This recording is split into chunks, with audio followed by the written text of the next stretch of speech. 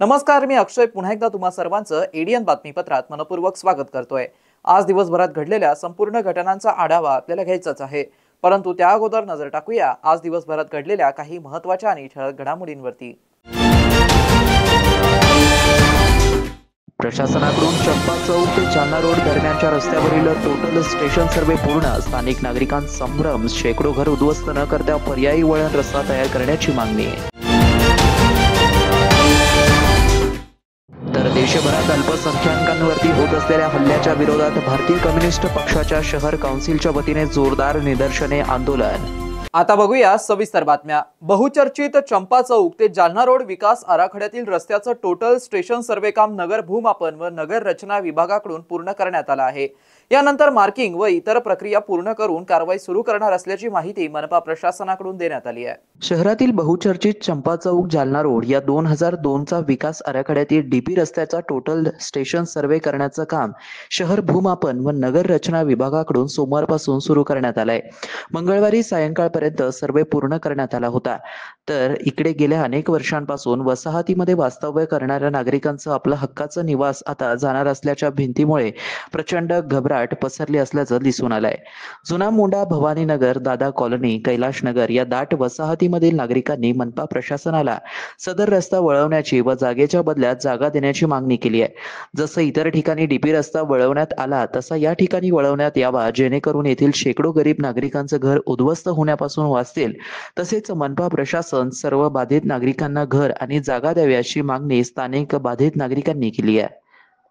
सब यहाँ गरीब तबके के लोग रहते हैं। चंपा चौक जालना रोड तक के जो रोड रुंदीकरण हो रहा है, हमारे को खुशी है इस बात की कि भाई हम भी चाहते हैं कि रोड बड़ा होना, सब कुछ होना बराबर है, लेकिन हमारी आयुक्त साहब से इतनी गुजारिश है कि उन्होंने पहले हमारे को मुबादला देना चाहिए और घर को घर, मकान को मकान बना के देना चाहिए।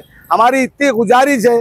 चंपा चौक से जालना रोड जो रास्ता रुंदीकरण हो रहा है, हमारी वो आयुक्त साहब से इतनी गुजारिश है, बार बार गुजारिश है कि भाई हमारे को पहले मुबादला देना और उसके बाद में हमारे घरा धारा मकानों को हाथ लगाना। और नहीं तो एक मार्ग और ऐसा है साहब, इसके अंदर चंपा चौक से जालना रोड जो रास्ता रुंदीकरण हो रहा है, आज हजारों से 1000-1200 घर बस सकते हैं इसके अंदर। अगर कमिश्नर साहब ने थोड़ा दिल पे लिए तो अजमेरी होटल जो है, मोंडे की जगह पूरी खाली है, मोंडा पूरा उधर गया हुआ है, तो साहब ने उस पर भी थोड़ी तवज्जो देना चाहिए और वहाँ से रोड निकालना चाहिए। हमारा कैलाश नगर, चंपा चौक, इनका सबका ऐसा बोलना और कहना है। आज जो हा रोड वरतून मोंढा नाक्यावरून जो येतोय, त्यांनी तो रोड पलटून त्या साईडनी जर घेतला तरी, अजमेरी हॉटेल पासून जरी घेतला तरी तो चालू शकतो। आज हे गरिबांचे 900 घरं वाचतायत साहेब। आज म्हणजे आम्ही लोकांनी रिक्षा चालून किंवा लोकांनी मोलमजुरी करून घर बांधलेलं आहे। आज जर 1 किलो सिमेंट आणायचं म्हटलं आणि घराला लावायचं म्हटलं ते लावू शकत नाही। आणि आज तुम्ही आमचे एवढे बांधलेले घर आहेत, ते कच्चे घर असून सुद्धा तुम्ही ते पाडतायत। तुम्ही लोकांच्या मोठे मोठे बिल्डिंगा ज्या बांधलेल्या आहेत त्याकडे लक्ष देत नाही। आज हा कैलासनगर मधून मशान मारुतीकडे जो सरळ रोड चाललेला होता, त्या लोकांनी पैसे अडके भरून त्यांनी तो रोड टर्न केला आणि गरिबाचे घर पाडून टाकले। या असा अन्याय करायला नाही पाहिजे, पण हा अन्याय होतो त्याला कोण काय हे करणार। तुम्ही आज जर आम्ही यांच्या मध्यस्थी पडलो तर आम्हाला हे आमच्यावर गुन्हे दाखल करतात। हे गुन्हे दाखल न करता तुम्ही काहीतरी गरीब सरकार से यही मांगे, बस हमारे तरफ हमको जगह दो, प्लाट दो, घर के बदली घर दो। ये कैसे गरीबी से घर बंधे हुए हैं, हमको पढ़ना मालूम ना लिखना मालूम, कैसे कैसे करके हमने गरीबी से घर में रही है। और आज घर जा रहे बोले तो क्या है, ये क्या लेके जा रहे बच्चे, हमारा परिवार इतना उतना थोड़ी है। आज मेरी बेवा भावा बहू है एक, उसके बच्चे मोटे भी जाते हैं, कहीं रिक्शे पे जाते हैं, कैसे कैसे कर रहे हैं। किसी के पास आदमी है, किसी के पास आदमी नहीं है, बगैर आदमियों के औरतें भी है। बस हमारे उधर मोंडे से लेके जा रहे हो, बस इतना ही है। वो घर के बदले 18 महीने 20 महीने हमको नहीं होना हमारे को मोड़ने से रोड पर डाले बोला बाबा उसको, ये गरीबों को बाकायदे उतनी हमारी दुआ है, अल्लाह ताला बहुत अच्छा करेगा। हमको घर के बजाय घर होना, और हमारे बाउंड के घर है और हमारे पास कमाने की उसकी कोई ताकत नहीं। हम दिन भर काम को लाते तो रात को वो नहीं करते, हम खा नहीं सकते, हमारे पेट को भूखे रह के रह रहे। हमको कोई मतलब नहीं है उससे, तुम हमारे को घर दो, हमारा नहीं तोड़े तो बहुत मेहरबानी, हाथ जोड़ के बोलते हम कि अल्लाह हमारी हिफाजत कर रहा, तुम भी हमारी हिफाजत करो। आज ये घर के बदले घर होना, सब बेघर हो रहे। कोई औरतों को शौहर है, किसी को शौहर नहीं है, कोई बेवा है, कोई बच्चे है, किसी के बूढ़े है, किसका किराए पे चलता है, कोई उस पर कमाता है, कोई बर्तन धोता, कोई हमारी काम करता है। ये सब ऐसे लोग यहाँ पे रहते हैं, कोई नौकरी पाने वाले लोग है नहीं। और जब ये ऐसा है तो हम लोग ने कहाँ जाना? आप लोग आएंगे धरना तोड़ जाएंगे, हम लोगों की जाने की परेशानी हो जाएगी।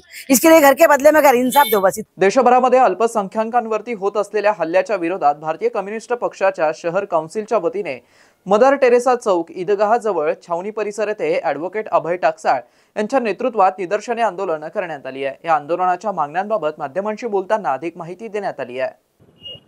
जेव्हा कोणतंही सरकार स्थापन होतं त्यावेळेस ते शपथ घेतात की मी तटस्थपणे वागेन, मी कोणालाही ममत्व दाखवणार नाही, कोणाशीही भेदभाव करणार नाही, आणि अशी शपथ नरेंद्र मोदी आणि देवेंद्र फडणवीसांनी देखील घेतलेली आहे। परंतु ती शपथ पाळताना दिसत नाहीत। हे RSS आणि भाजपचं जे शत्रू आहेत त्यांच्या पुस्तकामध्ये त्यांनी लिहिलेलं आहे की त्यांच्या त्या कथित हिंदू राष्ट्राचे शत्रू मुस्लिम आहेत, ख्रिश्चन आहेत, दलित आहेत, त्याच्यानंतर आमचे आदिवासी आहेत, कम्युनिस्ट आहेत, हे सगळे त्यांच्या कथित हिंदू राष्ट्राचे दुश्मन आहेत। आणि असं म्हणून ते हल्ले करतायत, मशिदींवर हल्ले करतायत, आमच्या बौद्ध गयेच्या विहारावर हल्ला केला, आमच्या नन्सला जे ते छत्तीसगडच्या त्यांच्यावर विनाकारण त्यांच्यावर खोटे आरोप करून त्यांना अटक केली। ठिकठिकाणी मशिदींवर हल्ला होतोय, विशालगडच्या मशिदीपासून अनेक मशिदींवर हल्ला झाला। त्याचबरोबर गोवंश हत्याबंदीचा कायदा असताना बजरंग दलाचे लोक हे आमच्या मुस्लिम कुरेशी लोकांना त्रास देतात आणि त्याचे परिणाम शेतकऱ्यांवर होत आहेत। भाकड जनावरांचा मोठा प्रश्न निर्माण झालेला आहे। अशा परिस्थितीमध्ये आम्ही नाराजी व्यक्त करण्यासाठी, या सरकारचा निषेध करण्यासाठी आणि त्याचबरोबर आपल्या अल्पसंख्याक बांधवांना धीर देण्यासाठी आणि त्यांची हिंमत वाढवण्यासाठी या ठिकाणी उभे आहोत। आम्ही या निदर्शनाच्या माध्यमातून सरकारच्या या भेदभावपूर्ण कृतीचा निषेध करतोय। आम्ही अशी मागणी करतोय की जे कोणी चर्च, मशिदी आणि विहारांवर हल्ले करतायत, अल्पसंख्याकांवर हल्ले करतायत, मग ते परभणीचा हल्ला असेल किंवा छत्तीसगडचा हल्ला असेल किंवा आमच्या विशालगडवरच्या मशिदीवर केलेला हल्ला असेल, या सगळ्या प्रकरणांमध्ये तुमचे लोक जरी असले मोदीजी तरी त्यांच्यावर FIR झाला पाहिजे, त्यांना शिक्षा झाली पाहिजे। त्याचबरोबर येणाऱ्या काळामध्ये आम्ही सर्व अल्पसंख्याकांना विनंती अशी करत आहोत की आपण एकजूट उभा राहून संविधान कसं वाचेल यासाठी आपण लढलं पाहिजे। आता या सरकारमध्ये 3.5% सरकारने आपल्याला नाकात दम आणलेला आहे। इतक्या वर्ष आपण त्यांना या गोष्टींपासून दूर ठेवलं होतं, परंतु आता भाजप सरकार आल्यामुळे त्यांची ताकद वाढलेली आहे। अनेक ठिकाणी यांचे असे अभद्र प्रकार चालू आहेत। ख्रिश्चन समाजावरती तर खूप मोठा यांचा रोष आहे, कारण ख्रिश्चन समाज हा शांतिप्रिय समाज आहे। या शांतिप्रिय समाजांनी या देशाला फार मोठी अशी दिशा दाखवलेली आहे, शिक्षण क्षेत्रात, आरोग्याच्या क्षेत्रात, आणि ह्या लोकांना हे बघवत नाहीये म्हणून त्यांनी अशा प्रकारचे अनेक छोटे प्रकार बाहेर काढून ते ख्रिश्चन समाजाला त्रास देण्याचं काम करतायत। औरंगाबादमध्ये सुद्धा घडलेली गोष्ट आहे। विनाकारण जे काही बाहेरून विद्यार्थी आणून ठेवले होते त्यांचं पूर्वीपासूनच त्यांचं चारित्र्य तेवढं काही बरोबर नव्हतं। सुधार केंद्र म्हणून त्यांना इथे पाठवलं होतं। जे लेकरं आईबापांच्या घरी सुधारले नाहीत ते इथं काय सुधारणार आहेत, आणि ती स्वतंत्रपणा त्यांना मिळाल्या नसल्यामुळे त्यांनी अशा प्रकारचा हा जो कंडा आखला आणि त्यामध्ये नाहक इनोसंट सिस्टर लोकांना ते भोगावं लागलं। तशाच प्रकारे छत्तीसगडमध्ये सुद्धा अशाच प्रकारचं झालेलं आहे आणि हे लोकांना कुठलीही गोष्ट प्रूव्ह करता येत नाहीये। तो अजान बंद की जा चुकी, क्यों जा चुकी है कि ये सरकार जो है तो ये बहुत जालिम सरकार है। सरकार के वजह से आज मस्जिदों के ऊपर से अजान बंद हो चुकी है। आज कोई टीके वाला आ गया तो मेरी दाढ़ी टोपी देखकर जो है तो मेरे ऑटो के अंदर नहीं बैठता। आज इतना जहर ये मोदी सरकार ने जो है तो आज पब्लिक के दिल के अंदर डाल दिए। कुछ पीरियड ऐसा था कि हम हिंदू मुसलमान जो है तो एक प्लेट के अंदर खाना खाते थे, हर त्योहार जो है तो हम साथ में मनाते थे। लेकिन जब से ये मोदी सरकार है ये सब बंद हो चुका है। आज हम जो है तो उनके दीवार में जाते लेकिन वो लोग हमारे दीवार में नहीं आते। आज इतना जहर जो है तो ये मोदी सरकार ने आज जो है तो पब्लिक के और जो है तो पब्लिक के दिल के अंदर डाला है। दूसरी बात जो गौरक्षक बोल रहे हैं, गौरक्षक जो आज बीफ जो बंद हो चुका है, ये कुरैशी भाइयों की तरफ से हमारा पूरा सपोर्ट है। आज जो उन्होंने बीफ बंद करके बहुत अच्छा करे और जो शेतकरी जो आज परेशान है तो इनको मैं कहना चाहता हूँ मेरे माध्यम से और इस चैनल के माध्यम से कि आप जितने भी जानवर आप जो आपके जो तो कुरैशी लोग नहीं ले रहे तो एक जगह जमा कर एक तो दिल्ली को लेके जाओ, नहीं तो जो फडणवीस का घर है उसके घर पे ले जाकर जमा करो। नहीं तो प्रशासन जो गौ हत्या जो कर रहे हैं जैसा ये आप जमा कर जो बेच रहे हैं तो इनके घरों पे ले जाकर जो है तो जमा करो। आज क्या कर रहे हैं, गौ हत्या के नाम पर जानवर जमा कर रहे हैं और कंपनियों में ले जाकर बेच रहे हैं। तो ये बंद होना चाहिए। हर तरफ से जो है तो मुसलमान, जय भीम, क्रिश्चियन, सिख और जो है तो हमारे जैन भाई बहुत परेशान है। राष्ट्रवादी काँग्रेस पक्ष शरद पवार गट यांनी आपल्या पक्षाच्या प्रवक्तापदी ज्येष्ठ समाजसेवक आणि ज्येष्ठ कार्यकर्ते समाजभूषण भीमराव हत्तीआंबिरे यांची नियुक्ती केली आहे। ही नियुक्ती पक्षाचे राष्ट्रीय अध्यक्ष शरदचंद्र पवार यांच्या मंजुरीनंतर करण्यात आली असून नुकतीच पक्षाच्या वतीने मुख्य प्रवक्ते डॉक्टर जितेंद्र आव्हाड यांनी डॉक्टर भीमराव हत्तीआंबिरे यांची प्रवक्तेपदी निवड केल्याचं जाहीर केलं। या निवडीबाबत एडीएन सोबत बोलताना हत्तीआंबिरे यांनी समाधान व्यक्त करत पक्षाच्या ध्येय धोरणाविषयी आणि पुढील वाटचालीबाबत अधिक माहिती दिली आहे। देशाचे नेते आणि पक्षाचे राष्ट्रीय अध्यक्ष माननीय शरदचंद्रजी पवार साहेब, आमच्या कार्याध्यक्षा माननीय सुप्रियाताई सुळे, प्रदेशाध्यक्ष माननीय आमदार शशिकांतजी शिंदे, माजी प्रदेशाध्यक्ष माननीय आमदार जयंतरावजी पाटील साहेब, मुख्य प्रवक्ते माननीय जितेंद्रजी आव्हाड साहेब, प्रदेश सरचिटणीस आमदार रोहितदादा पाटील व प्रमुख पदाधिकाऱ्यांच्या मान्यतेने आज राष्ट्रवादी काँग्रेस पार्टी शरदचंद्र पवार पक्षाच्या प्रवक्तेपदी निवड झाली आहे। त्याचा मला अत्यंत आनंद आहे। राष्ट्रवादी काँग्रेस पक्ष महाराष्ट्रात आणि यावेळी विरोधी पक्षात आहे। विरोधी पक्षात राहून पक्षाची भूमिका तळागाळातल्या माणसांपर्यंत नेणे, देशाचे नेते आदरणीय शरदचंद्रजी पवार साहेब यांनी दीन दलित, ओबीसी, मागासवर्गीय घटक, अल्पसंख्याक घटक व सर्व शेतकरी, सर्वसामान्य लोकांसाठी जे केलेले त्यांचं काम आहे ते प्रभावीपणे लोकांसमोर आणणे, समजावून सांगणे। राष्ट्रवादी काँग्रेस शरदचंद्र पवार पक्षाच्या बद्दल जे अनेक गैरसमज पसरले जातात ते दूर करण्याचा प्रयत्न करणे आणि शेवटच्या घटकापर्यंत राष्ट्रवादी काँग्रेस पक्षाची भूमिका नेण्याचा मी प्रामुख्याने प्रयत्न करेल। तसा मराठवाडा प्रदेश आपला महाराष्ट्रात सगळ्यात मागे आहे। आंबेडकरी समाजाचे मागासवर्गीयांचे अनेक प्रश्न आहेत।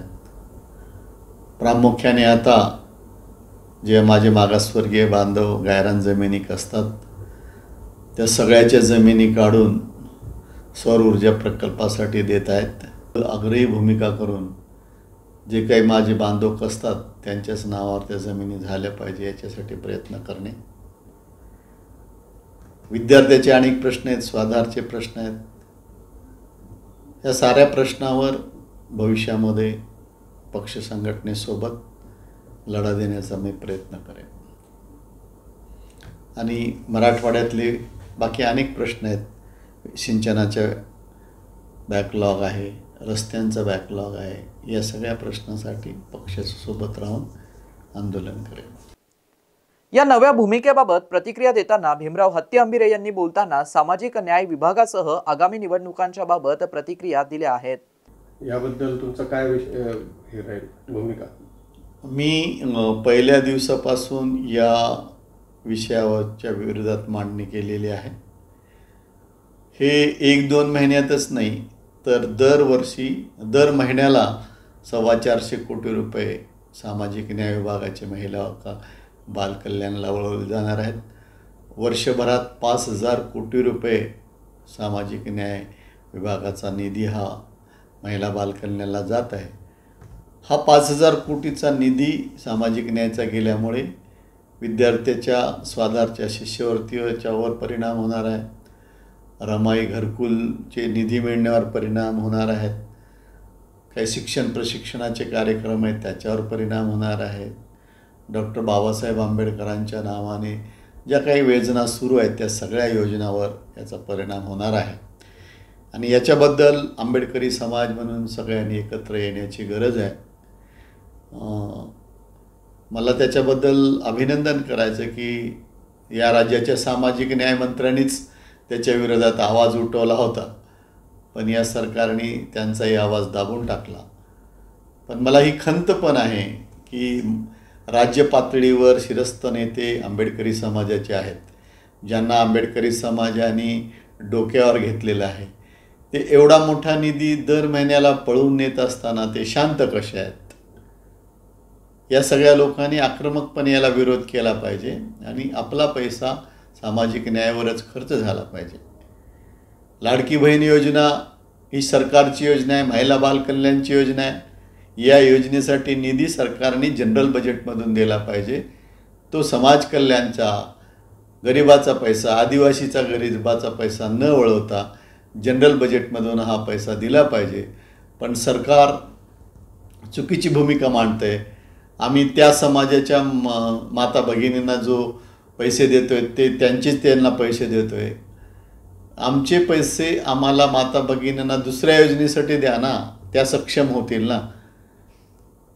महिला बाल कल्याणला हा जो निधी जातोय त्याला माझा आणि माझ्या पक्षाचा विरोध राहणार आहे आणि तो वळवला जाणार नाही. यासाठी राज्यभरात आंदोलन उभा करण्याचा प्रयत्न केला जाईल. नाही, आमचे वरिष्ठ पातळीवर नेते निर्णय घेतील. अनेक ठिकाणी महाविकास आघाडी म्हणूनही निवडणूक लढल्या जाईल आणि जिथे शक्य नाही तिथे आम्ही स्वबळावर सुद्धा निवडणुका लढू. राष्ट्रवादी काँग्रेस पार्टी शरदचंद्र पवार पक्षाची महाराष्ट्रात एक वेगळी ताकद आहे. नेहमी जेव्हा ती ताकद आम्ही सिद्ध केलेली आहे. आताची जी सरकार आहे, आपण परवा राहुल गांधी यांची प्रेस कॉन्फरन्स पाहिली असेल तर मतचोरीच्या बळावर हे सरकार आलेलं आहे.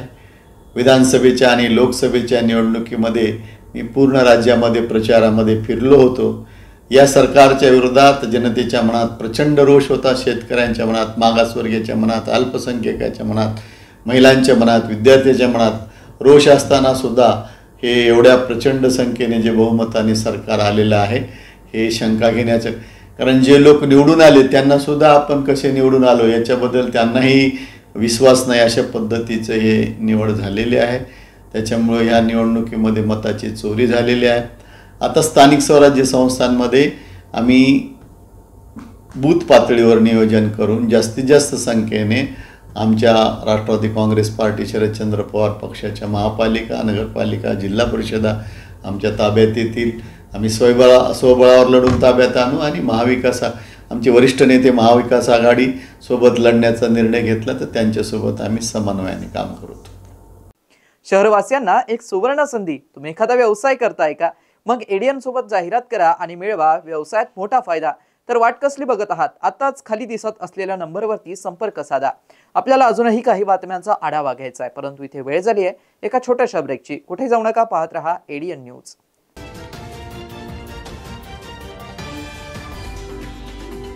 तब्बल 100 वर्षांपासून यशस्वी विद्यार्थी घडवणारे मराठवाड्यातील पहिले महाविद्यालय असलेले शासकीय ज्ञानविज्ञान महाविद्यालय छत्रपती संभाजीनगर या महाविद्यालयात नव्या शैक्षणिक वर्षात अर्थात 2025 आणि 26 मध्ये प्रवेश घेण्याची पुन्हा सुवर्ण संधी। BA, BSc आणि MA साठी प्रवेश खुले आहेत। BA मध्ये निवडा तुमच्या आवडीचे विषय, भाषा विषयाबरोबरच इतिहास, मानसशास्त्र, समाजशास्त्र आणि बरंच काही। मराठी आणि इंग्रजी माध्यमांसाठी स्वतंत्र वर्ग। BSc मध्ये botany, chemistry, zoology, microbiology, computer science सारखे आधुनिक विषय। MA साठी खास अभ्यासक्रम, भूगोल, ग्रहविज्ञान आणि संगीत। शिक्षणाची उत्तम व्यवस्था, कमी खर्चात मुला-मुलींसाठी महाविद्यालयाची प्रशस्त इमारत, स्वतंत्र ग्रंथालय, वाचनालय, अभ्यासिका, मुलींसाठी लेडीज रूम, प्रयोगशाळा, वसतिगृह आदींची व्यवस्था। NEP 2020 ची अंमलबजावणी। MPSC, UPSC पूर्व प्रशिक्षणाची खास सुविधा। स्पोर्ट्स, NCC, NSS आणि स्किल बेस्ड कोर्सेससह तुमच्या सर्वांगीण विकासाची हमी। प्रवेशासाठी आजच संपर्क करा। कला शाखेसाठी 9823 139664, BSc साठी 9823 04 23 59, 11वी विज्ञानसाठी 9503 81 89 94 आणि 11वी कला शाखेसाठी 9922 90 09 34। तर वाट कसली बघताय? आजच तुमच्या उज्ज्वल भविष्याची निवड करा। शासकीय ज्ञानविज्ञान महाविद्यालय, एज्युकेट, एम्पावर, एनलाइटन। मनोवृत्ती घडवा, भविष्य घडवा। आजच आपला प्रवेश निश्चित करा। 10वी 12वी झाली, आता पुढे काय? शहराच्या मध्यवर्ती ठिकाणी असलेल्या महाविद्यालयाच्या शोधात आहात तर सर्व विद्यार्थ्यांसाठी एज्युकेशनचा मास्टर स्ट्रोक विवेकानंद शिक्षण संस्था संचालित विवेकानंद कला सरदार दलीप सिंग वाणिज्य व विज्ञान महाविद्यालय समर्थनगर छत्रपती संभाजीनगर NEP राष्ट्रीय शैक्षणिक धोरणानुसार BA, BCom, BSc, BBA 2025 व 26 साठी प्रवेश प्रक्रिया व नोंदणी सुरू झाली आहे। यशवंतराव चव्हाण महाराष्ट्र मुक्त विद्यापीठ नाशिक व इंदिरा गांधी मुक्त विद्यापीठ दिल्ली हे अभ्यास केंद्र उपलब्ध आहेच, परंतु आपल्या शहराच्या मध्यवर्ती ठिकाणी प्रशस्त इमारत, 3ही विद्याशाखा, 16 विषयामध्ये PGचे अभ्यासक्रम, शिवाय 11 विषयात PhD रिसर्च सेंटर, गुणवत्तापूर्ण व दर्जेदार शिक्षण, 50 वर्षांची उज्ज्वल परंपरा, सुसज्ज ग्रंथालय, OPAC, N-लिस्ट आणि रिमोट ऍक्सेसची सुविधा, आधुनिक विज्ञान प्रयोगशाळा, सुसज्ज क्रीडा विभाग, राष्ट्रपतींच्या हस्ते गौरवप्राप्त विद्यार्थ्यांचा महाविद्यालयात सहभाग, दिव्यांगांसाठी स्पेशल कॉम्प्युटर लॅब, व्यक्तिमत्व विकासासाठी NCC आणि NSS, स्पर्धा परीक्षेसंदर्भात मार्गदर्शन, शासनाच्या सर्व शिष्यवृत्ती योजना उपलब्ध, शिवाय स्वाधार योजनेच्या विद्यार्थ्यांना परिपूर्ण लाभ। प्रवेशासाठी संपर्क 0240 23 65 845, 0240 23 65 844, 0240 23 65 813, कार्यालयीन संपर्क 0240 23 65 801। आजच आपला प्रवेश निश्चित करा आणि द्या आपल्या करिअरला बूस्टअप। अनेकांच्या मनात स्वप्न असते की देशाची सेवा करायची, परंतु काही लोकच योग्य प्रशिक्षण घेऊन ते वास्तवात पूर्ण करतात। वास्तविक सैनिक बनणे सोपं काम नाही, कारण प्रशिक्षणाच्या मैदानापासून ते युद्धाच्या रणांगणापर्यंत प्रत्येक क्षण संघर्षमय असतो। फक्त जो इमानदार, समजूतदार असेल आणि ज्याची इच्छाशक्ती प्रबळ असेल असाच व्यक्ती या क्षेत्रात टिकू शकतो। प्रत्येक वर्षी अनेक परीक्षार्थ्यांना यश प्राप्त होते, ते फक्त आणि फक्त गरुडचे अकॅडमी। पंख आम्ही देतो, उंच भरारी तुम्ही घ्या।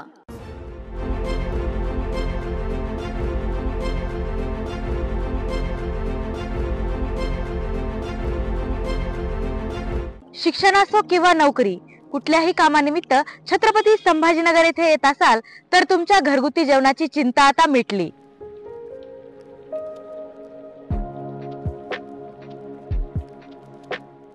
नमस्कार, मी डॉक्टर साशा, मी साताऱ्याची आहे।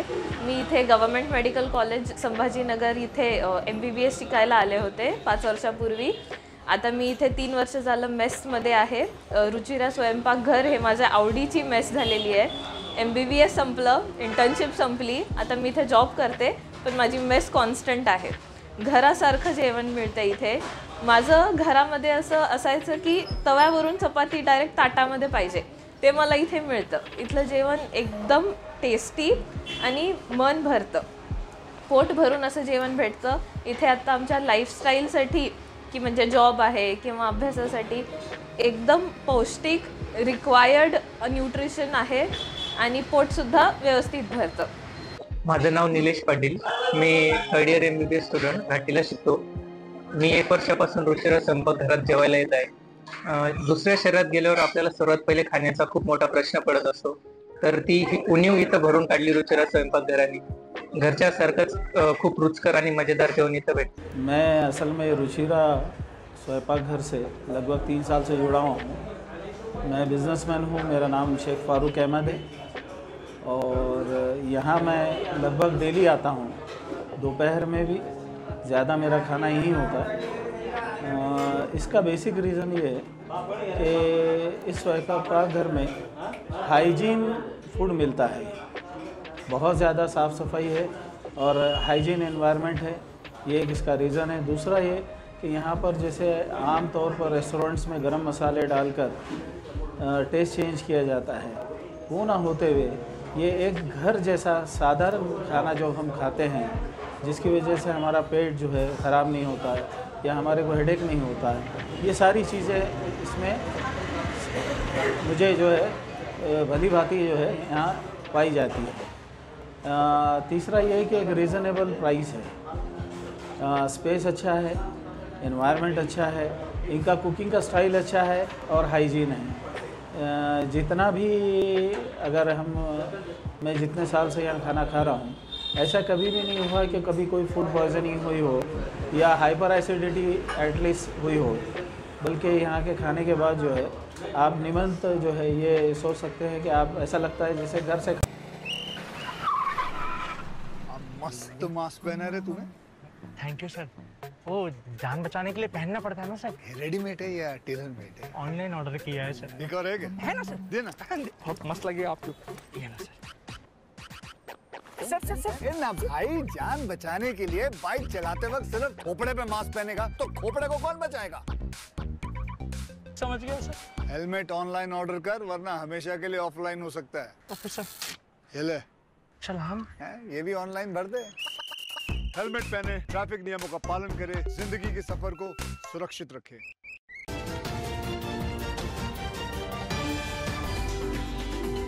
ब्रेकनंतर पुन्हा एकदा स्वागत. आपण बघत आहात एडीएन बातमीपत्र.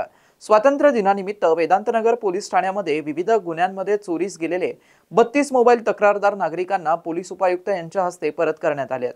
विविध ठिकाणी घडलेल्या 32 गुन्हे उघडकीस आणत सदर मुद्देमाल परत करण्यात मूळ मालकांना आला आहे. वेदांतनगर पोलिसांनी 32 प्रकरणे उघडकीस आणत त्यातील चोरीस गेलेले 5,40,000 रुपये किमतीचे मोबाईल हस्तगत केले आहेत. पोलीस आयुक्त प्रवीण पवार, उपायुक्त पंकज अतुलकर, सहाय्यक पोलीस आयुक्त संपत शिंदे यांच्या मार्गदर्शनाखाली वेदांतनगर पोलीस ठाण्याच्या पोलीस निरीक्षक प्रवीण यादव आणि त्यांच्या पोलीस ठाण्याच्या टीमने सायबर पोलीस ठाण्याच्या मदतीने सदर कारवाई यशस्वीरित्या पार पाडली. सदर मोबाईल मंगळवारी पोलीस उपायुक्त पंकज अतुलकर यांच्या हस्ते मूळ मालकांना परत देण्यात आले. हे सर्व मोबाईल छत्रपती संभाजीनगर शहर आणि शहराबरोबरच महाराष्ट्र राज्यातील इतर जिल्ह्यातून आणि परराज्यातून देखील हस्तगत केल्याची माहिती प्रशासनाकडून देण्यात आली आहे. पोलीस उपायुक्त पंकज अतुलकर यांच्या हस्ते आपापले मोबाईल परत मिळाल्यानंतर संबंधित नागरिकांचे चेहरे आनंदाने फुलले होते. 27 जुलै 2025 पॅन्थरच्या कार्यकर्ता मेळाव्यामध्ये मंजूर झालेले 26 ठरावांचं तात्काळ अंमलबजावणी करावी या मागणीचं निवेदन राज्यभरातील जिल्हाधिकाऱ्यांना दिले जात असून त्याचाच एक भाग म्हणून नांदेड जिल्हा अधिकारी कार्यालय यांच्या मागण्यांचं निवेदन देण्यात आलंय. सदर मागण्या मान्य झाल्या नाहीत तर राज्यभर आंदोलन करण्यात येणार असल्याचा इशारा संस्थापक अध्यक्ष लक्ष्मण भूतकर यांनी दिलाय. मागण्या अनेक आहेत. डॉक्टर बाबासाहेब आंबेडकर औरंगाबादला केंद्रीय दर्जा देण्यात यावा, अत्याचार थांबवण्यात यावे, कसणाऱ्याच्या नावे गायरान जमिनी करण्यात याव्यात आणि राज्य मंत्रिमंडळाने जो काही नुकताच कायदा जो मंजूर केला, जन सुरक्षा कायदा हा तात्काळ रद्द करण्यात यावं, अशा आणि अनेक मागण्याच्या संदर्भामध्ये हे निवेदन संपूर्ण राज्यभर कलेक्टरना आम्ही देत आहोत. प्रत्येक महाराष्ट्रातल्या जिल्हा अधिकाऱ्यांनी असे आव्हानही भारतीय दलित पॅंथरच्या वतीनं आज या नांदेड जिल्हाधिकारी कार्यालयासमोर मी देत आहे। जर या मागण्या खऱ्या अर्थानं त्याचा अंमल न झाल्यास भारतीय दलित पंथ संपूर्ण राज्यभर आंदोलन करेल असा इशाराही या ठिकाणी या नांदेड कलेक्टरच्या समोर मी देत आहे। खुलताबाद येथील हजरत ख्वाजा शेख मुंतिजोबुद्दीन जरजरी जर बख्श दुल्लारह यांच्या 740वा उरूस मोठ्या उत्साहात साजरा होणार आहे।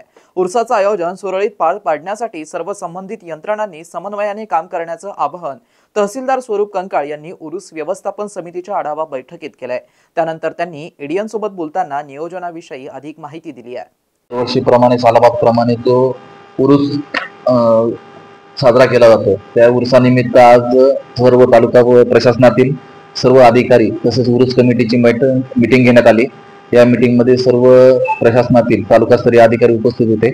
या तालुकास्तरीय अधिकाऱ्यांना हा उरूस चांगल्या प्रकारे कसा साजरा केला जाईल या दृष्टीने सूचना देण्यात आलेल्या आहेत आणि हा उरूस जसा आतापर्यंत जवळपास 740वा उरूस आहे। हा 700चा उरूस हा अत्यंत चांगल्या प्रकारे साजरा करण्यात येईल। मीटिंग घेणार नाहीत, पहिल्यांदा पूर्ण जागा पाहतील नेहमीप्रमाणे, कारण आता SP साहेब मागच्या वेळेला होते का, राठोड साहेब मागच्या वेळेला होते आणि गरड साहेब पण होते, पण तरी असलं तरी पूर्ण जागा बघतील, पूर्ण पाहणी करतील आणि पाहणी केल्यानंतर मग मीटिंग घेतील।